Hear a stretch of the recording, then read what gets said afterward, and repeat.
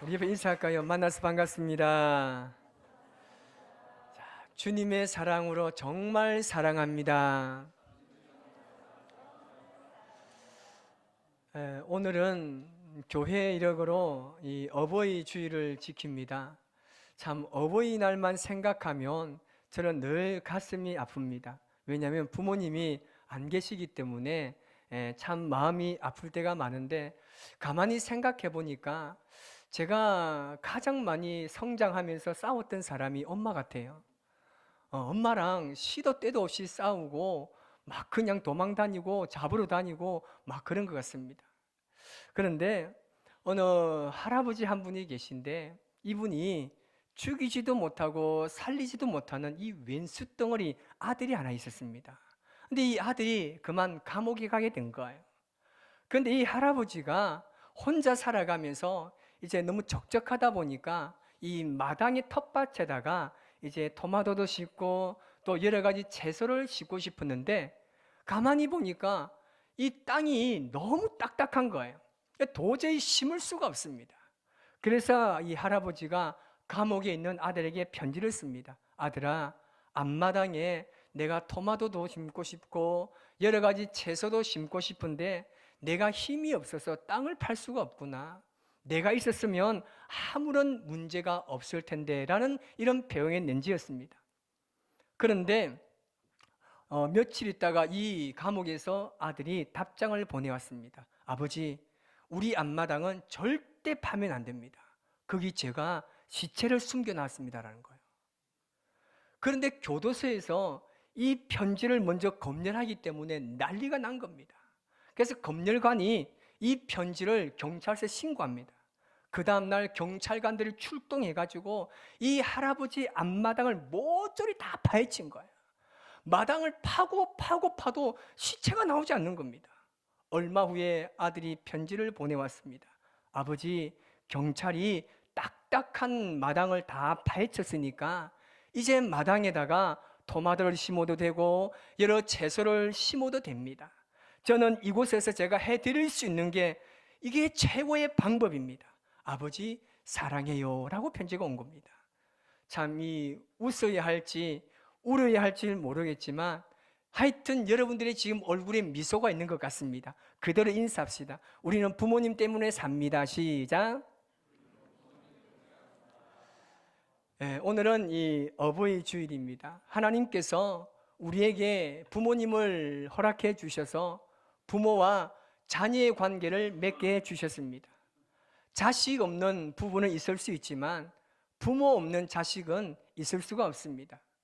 이 과거 중국에서는 1979년부터 2015년도까지 한 자녀 정책을 굉장히 강력하게 시행했습니다. 만약에 한 명 이상 낳게 되면 법에서 줄 수 있는 최고의 불이익을 다 준다고 이야기하면서 굉장히 강하게 고수했습니다.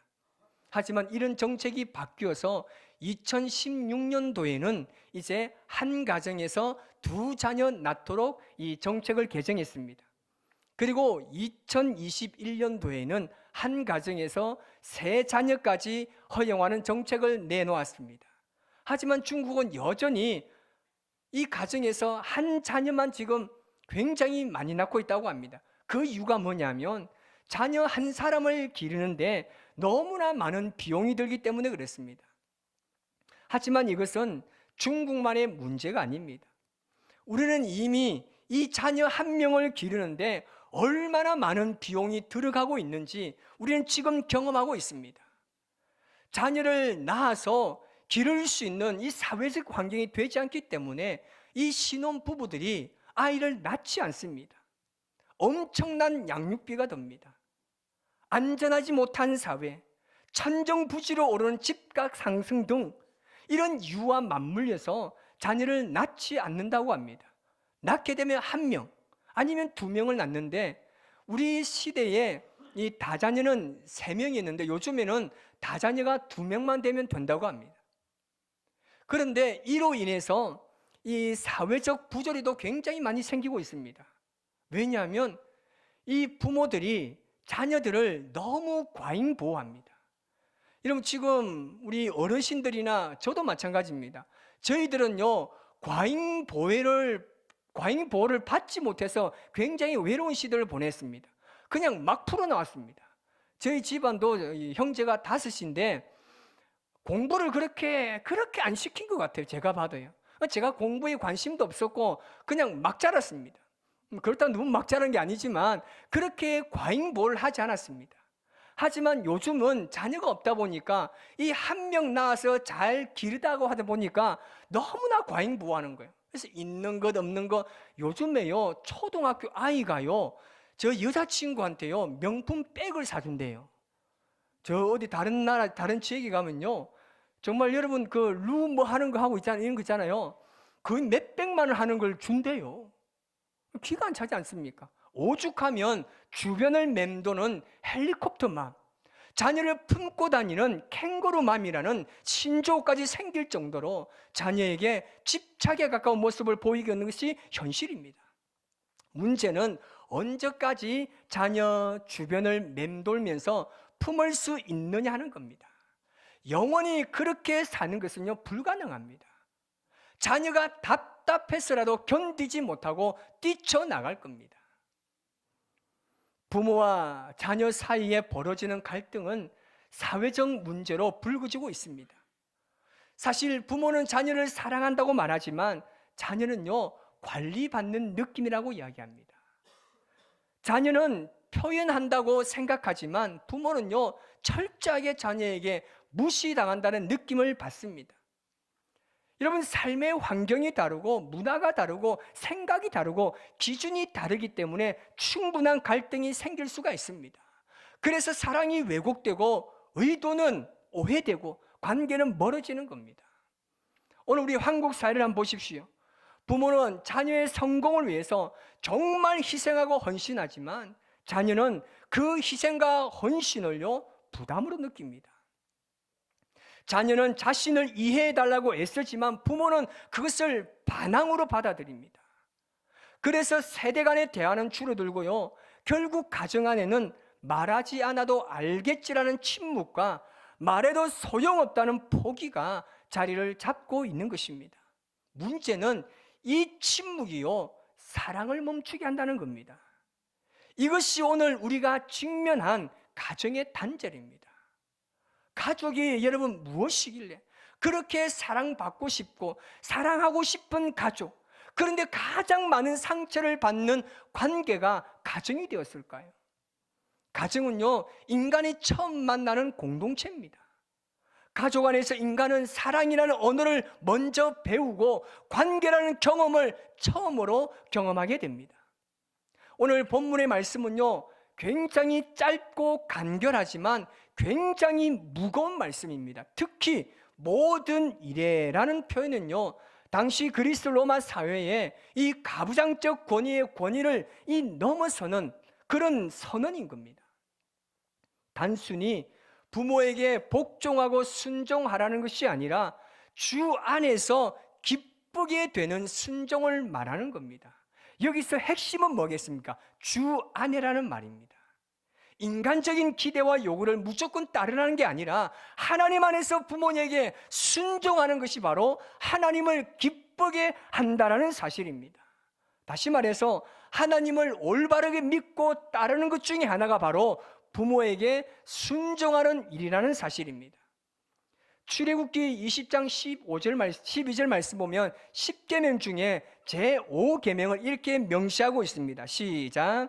내 부모를 공경하라. 그리하면 내 하나님 여호와가 내게 준 땅에서 내 생명이 길리라. 아멘.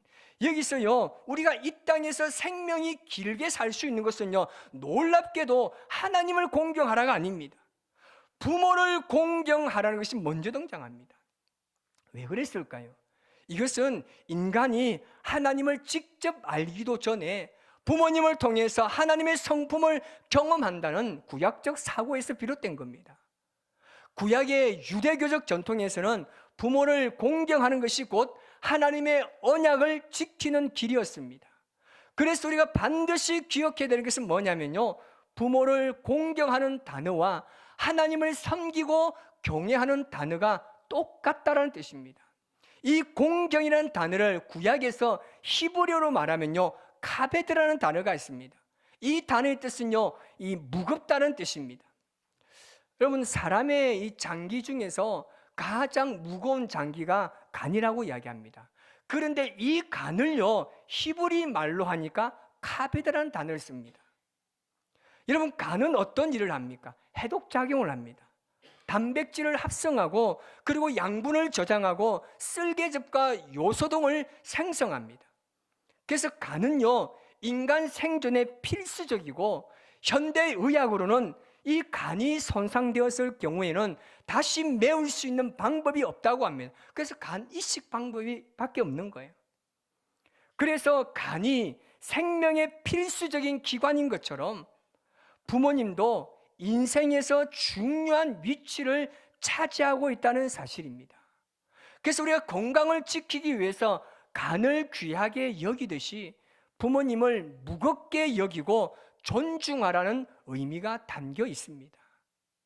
그리고 이 공경하라는 이 신약의 헬라적인 단어를 보니까 티마라는 단어가 있습니다. 이게 뭔 뜻이냐면 어떤 일에 가치를 둔다, 그리고 소중히 여긴다는 뜻이 있습니다. 부모님을 공경하는 것이 하나님을 경외하고 섬기는 말과 같은 맥락을 가지고 있습니다. 그래서 레위기 19장 3절 보면 이렇게 이야기합니다. 시작. 너희 각 사람은 부모를 경외하고 안식일을 지키라. 아멘. 놀랍게도요, 부모를 경외하는 것, 부모를 경외하는 것과 안식일을 지키는 것을요, 나란히 등장시킵니다. 이것은 구약에서 부모를 대하는 태도는 곧 하나님을 대하는 태도와 직결되었음을 보여주는 겁니다. 그러므로 우리는요, 우리를 낳아주신 아버지와 어머니를 존경한다는 것은 그분들을 우리의 삶에 가장 소중한 분으로, 가장 가치 있는 분으로 여긴다는 겁니다. 또 그분들이 하시는 말씀들을 내가 굉장히 소중하고 가치 있게 여기는 것, 다시 말하면 무겁게 여긴다는 그런 뜻이 있습니다. 이 말을 종합해 보면 하나님을 사랑하고 섬기듯이 하나님의 대리자인 부모님을 그렇게 사랑하고 섬겨야 한다는 겁니다. 오래전에 여성시대라는 프로에서 한 슬픈 여인의 이 사연이 소개된 적이 있습니다. 이 IMF 당시에 어느 가장이 직장을 잃게 되었습니다. 가장은요, 이 가정을 돌보기 위해서 평생 뼈 빠지게 일했는데 회사는 그를 해고시켰습니다. 이 가장의 즐거움이 뭐였냐면 이 월급을 받아서 아내에게 월급 봉투를 주는 것과 자녀에게 용돈을 주는 것이 큰 즐거움이었는데, 이제는 아내에게 월급을 줄 수도 없고 자녀에게 이제 용돈도 줄 수 없는 그런 초라한 자신을 직면하게 된 겁니다. 여러 직장을 구해봤고 여러 방법으로 돈을 벌려고 해봤지만 사회는 냉정했습니다. 이 가장은 너무나 무가치한 자기 때문에 절망하고 결국은 죽기로 마음을 먹었습니다. 그리고 그가 죽어서 죽음이 되어서 돌아오는 날 그 아내가 탄식하며 울부짖습니다. 여보, 돈을 벌지 않아도 되고 그저 우리 곁에 있기만 해도 되는데 왜 그 말을 듣지 않고 이렇게 우리 곁을 먼저 떠났느냐고 통곡하며 웁니다. 남편은요, 무력감과 죄책감과 무가치함으로 뒤섞여 있어서 마침내 그의 생명을 끊을 수밖에 없었던 겁니다. 혼자서 헤어나올 수 없다고 생각하는 순간 스스로 목숨을 끊은 겁니다. 불쌍한 이 시대의 아버지의 모습입니다. 오늘날 대부분의 부모님이 그렇습니다. 치열하게 살아남기 위해서 자녀를 위해서 희생하고 헌신해 오셨습니다. 좋은 것은요, 입지 않았습니다. 먹지도 않았습니다. 누리지도 못하고, 그래서 내 자녀만큼은 나처럼 어리석은 자로 키우지 않기 위해서 할 수만 있다면 모든 교육을 다 시켰습니다. 나처럼 이렇게 힘든 삶은 살지 않게 하기 위해서 취직할 때, 또 결혼을 준비할 때도, 집을 구할 때도 재정적으로 부모는 더 해주지 못해서 안타까운 눈물을 훔칠 때가 많았습니다. 우리는 그런 부모님의 희생과 사랑, 치열한 삶을 그 사셨던 부모님을 우리는 늘 모르고 지내왔습니다. 아니, 어쩌면 모르는 척 지내는 경우가 많지 않았습니까? 우리는 그런 부모님의 마음을 헤아리지 못합니다. 아무리 늘 내리사랑이라고 말하고 우리가 아버지가 되고 우리가 어머니가 되어도 우리는 결코 부모님의 사랑을 다 알지 못합니다. 그래서 할 수만 있다면 우리는 부모님에게 늘 사랑한다고 말해보세요. 저희 자녀들 보니까요, 사랑한다는 말요 잘 안 해요. 내가 하면 그냥 한번 들을 수 있을까 말까 합니다. 이런 부모님이 곁에 계신다면요, 사랑하는 말 자주 하세요. 오늘 여러분 집에 돌아가서 부모님에게 전화하셔서 그냥 사랑한다고 말하세요. 부모님의 반응이 어떻겠습니까? 야가 왜 그러지? 그러면서도 마음속에는요, 정말 눈물 섞인 그 아버지의 마음, 어머니의 마음을 읽을 수 있을 겁니다. 할 수만 있다면 부모님과 함께 많은 시간을 가지시기 바랍니다. 부모님에 대한 효도나 사랑을요, 절대 미루어서는 안 되는 겁니다. 그러면 나중에요, 정말 후회합니다. 제가 16년 전에 그걸 경험했습니다. 조금 더 잘해주고, 조금 한 번이라도 전화 더 하고, 한 번 더 찾아갈 걸. 돌아가시고 나서는요, 후회해도요, 아무런 소용이 없습니다. 여러분, 절대 뒤로 미루지 마시기 바랍니다. 사랑은요, 말보다 무게가 무겁습니다. 그래서 사랑은 순종을 필요로 합니다. 내가 하고 싶은 대로가 아니라 상대방에게 필요한 방식으로 사랑하는 것이 진정한 효입니다. 부모님에게 순종하는 일은 사실 우리 안에 내재되어 있는 자기 중심심을 내려놓는 영적인 훈련입니다. 이것이요, 곧 신앙의 본질이 되는 겁니다. 그래서 오늘 본문의 이 말씀은요, 단지 윤리적인 명령이 아니라 하나님께 드리는 거룩한 예배의 일부라는 사실입니다. 어버이주를 맞이해서 전화 한 통하고, 그리고 선물 하나 드리고, 외식 한 번하고, 카네이션 꽃 하나 드리고, 이것으로 그치지 마시기 바랍니다.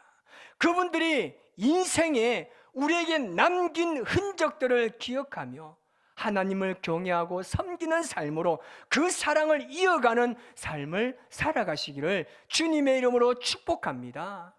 돌아가서 후회해봐야 아무 소용없습니다. 돌아가시고 나서는 장례를 얼마나 거창하게 해주고 좋은 땅에 좋은 무덤 아무 쓸데없습니다. 살아계실 때 여러분 효도하세요. 부모님은요 절대요 시간이요 기다려주지 않습니다. 할 수 있을 때 효를 다 하시기 바랍니다. 어버이 주일은 단순히 부모님께 감사 인사를 드리는 날이 아니라 우리가 기억해야 할 이름들을 다시금 부르는 날입니다. 인간은 기억하는 존재입니다. 그러므로 효는요 단지 예절이나 의무가 아니라 존재를 기억하고 지켜내는 신앙의 행위인 겁니다. 프랑스 철학자인 이 폴 리케르는 그런 말을 합니다. 인간은 이야기하는 존재다라고 이야기했습니다. 우리가 부모님에게 효도하는 일은 그들의 이야기를 계속해서 우리의 이야기 안에 남기는 작업입니다.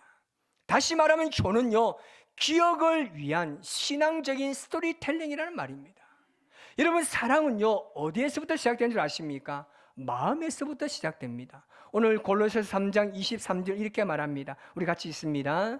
무슨 일을 하든지 마음을 다하여 주께 하듯 하고. 아멘. 마음입니다. 사랑은요 마음입니다. 무슨 일을 하든지 마음이 없으면요 그것은 진짜가 아닙니다. 그런데 우리 문제는 어떻습니까? 마음은 미워하면서도 입술로는 사랑한다고 말합니다. 마음은 굳게 닫혀 있으면서도 겉으로는 입술로는 사랑한다고 말합니다. 이것이 문제라는 말입니다. 이것이 가장 대표적인 거짓된 사랑의 모습입니다. 예수님께서는 우리에게 이런 거짓된 사랑을 지적하셨습니다. 예수님의 눈먼 사랑을 먼저 받은 너희들도 겉으로 그리고 형식적으로 입술로만 하지 말고 그 마음 깊은 곳에서 우러나오는 진실한 사랑을 하라고 우리에게 교훈합니다. 사랑한다고 백날 떠들어봐야 아무런 소용없다는 겁니다. 그 사랑을 한 번이라도 행동으로 옮기지 않으면 그 사랑은 진짜 사랑이 아니라는 겁니다. 우리 부모님들 어땠습니까? 몸소 행동으로 우리에게 사랑을 표현하셨습니다. 저는 그 대표적인 사람이 아버지라고 생각합니다. 제가 결혼식을 갈 때마다 보면 이 아버지가 딸의 손을 잡고 가잖아요. 울지 않은 아버지가 없다는 것을 알았습니다. 지금까지 인생을 걸어오면서 그렇게 말씀을 많이 하지 않습니다. 뭐 사랑의 표현이나 그런 행동을 많이 하지 않습니다. 묵묵하게 가정을 위해서, 자녀를 위해서 희생하고 헌신할 뿐입니다. 그런데 그 딸을 보내는 그 아버지의 마음은 그 안에서 벌써부터 울고 계신 겁니다. 우리 부모님은 그렇게 사셨습니다. 말하지 않았습니다. 할 수만 있다면 무조건 행동으로 자녀를 사랑했고 가정을 위해서 행동으로 옮기셨습니다. 우리는 어떻습니까? 우리는 사랑을 늘 입술로만 사랑한다고 늘어놓지 않습니까? 이제 우리가 부모님을 돌보는 일, 말벗이 되어주는 일, 기도로 안부를 묻는 일, 조용히 손을 잡아 드리는 그 순간들이 모두 하나님의 말씀에 순종하는, 하나님을 기쁘게 하는 행위라는 사실을 기억하시고 주님 안에서 기쁨이 풍성한 삶을 살아가시기를 바랍니다. 부모님에게 잘해드리는 건요, 하나님께 잘해드리는 겁니다. 때로는 멀리 계셔서 자주 뵙지는 못하지만 할 수만 있다면 기도의 풍성함으로 더 함께 나누고 나를 지금 여기까지 성장시켜 주셨던 그 부모님의 기도와 헌신과 사랑을 생각하면서 일평생 내가 하나님 잘 믿고 하나님 잘 믿는 것처럼 부모님 말씀에 잘 순종하여서 부모님의 남긴 그 모든 말씀이 내 삶에 그대로 잘 기억되어지고 잘 새겨질 수 있도록 그런 인생을 살아가시기를 바랍니다. 오늘 시간에 우리가 이 어머니의 기도라는 찬양이 있습니다. 아마 이 찬양을 잘 모르실 건데요, 우리가 이 시간에 이 찬양을 주님 앞에 올려드리면서 다시 우리에게 허락하신 그 부모님을 기억하면서 정말 하나님의 그 사랑, 그 놀라신 부모님의 희생과 헌신을 기억하며 우리 한번 찬양하며 나아가겠습니다.